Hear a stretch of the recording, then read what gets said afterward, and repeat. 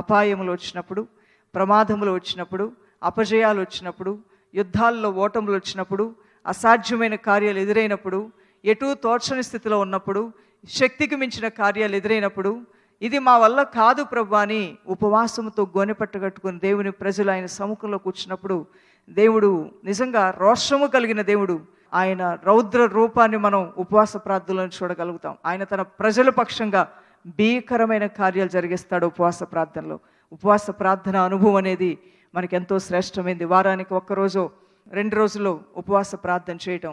Medicines తీసుకునేవారు, గర్భిణీ స్త్రీలు, అలానే ఆహారం సమయాన్ని తీసుకోకపోతే చెమటలు పట్టేవాళ్ళు, అలాంటి వాళ్ళు మినహాయించి ఆరోగ్యం బాగున్నవారు ప్రతి ఒక్కరూ కూడా వారానికి 1 రోజు దేవుని సన్నిధిలో ఉపవాసం ఉండి రహస్యముగా చూసే తండ్రి ఉన్నాడు, నీ ఉపవాస ప్రార్థనలు జవాబిస్తాడు. కాబట్టి ఉపవాస ప్రార్థన అనుభవం ఎంతో మంచిది. అంత్య దినాల్లో ప్రజలు మత్తుతోనూ విచారములతోనూ అంటే తిండితోనూ వారు ఆత్మీయ మత్తులోనికి వెళ్ళే స్థితి కలిగి ఉన్నారు. అందువలన మీరు మెలకువగా ఉండి పగటివారి వలె నడుచుకోమని దేవుని యొక్క వాక్యం హెచ్చరిస్తూ ఉంది. దైవజనమా, యేసు ప్రభువారు ఈ లోకంలో ఉన్నప్పుడు తను మరణం నుండి తప్పించగలిగినటువంటి వానికి ప్రార్థనలు, విజ్ఞాపనలు, యాచనలు, ఉపవాసములు చేయటం వల్ల అంగీకరించబడినని రాయబడి ఉంటుంది.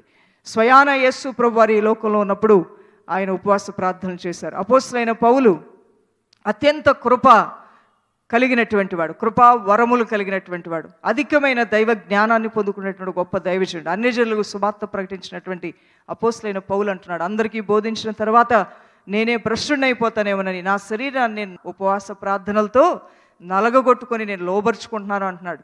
శరీరము ఆత్మ శరీరానికి విరుద్ధంగా పోరాడుతుంది. ఏది చేయాలనుకుంటున్నామో అది చేయకుండా, ఏది చేయకూడదు అనుకుంటున్నామో అది చేయిస్తుంది. భ్రష్టత్వంతో కొన్ని ఈ శరీరాన్ని ఆత్మకు లోపరచాలంటే ఉపవాస ప్రార్థన చాలా అద్భుతంగా నీ జీవితంలో